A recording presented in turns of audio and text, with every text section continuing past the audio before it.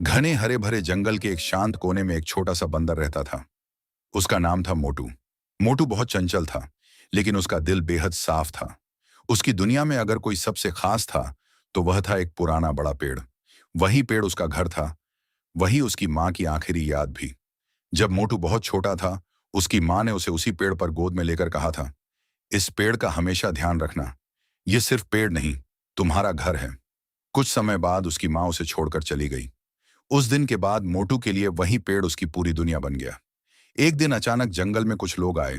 उनके हाथों में मशीनें थीं, बड़ी बड़ी आरी और ट्रक। वे पेड़ों पर लाल निशान लगाने लगे, और फिर मोटू के पेड़ पर भी एक बड़ा सा लाल क्रॉस बना दिया गया। मोटू यह देखकर घबरा गया। उसका दिल जोर जोर से धड़कने लगा। रात को वह पेड़ से लिपटकर रोने लगा। उसे ऐसा लग रहा था जैसे वह अपनी मां को फिर से खो देगा। अगली सुबह मशीनों की तेज आवाज से पूरा जंगल गूंज उठा। एक एक करके पेड़ गिरने लगे। जानवर डर के मारे भागने लगे।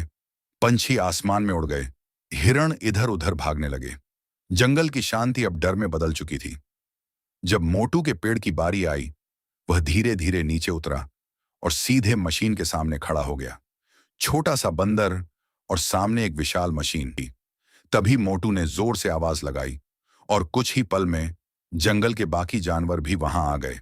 हाथी, हिरण, पक्षी, सब मोटू के पेड़ के चारों ओर खड़े हो गए, जैसे पूरा जंगल एक साथ कह रहा हो, यह सिर्फ पेड़ नहीं, हमारा घर है।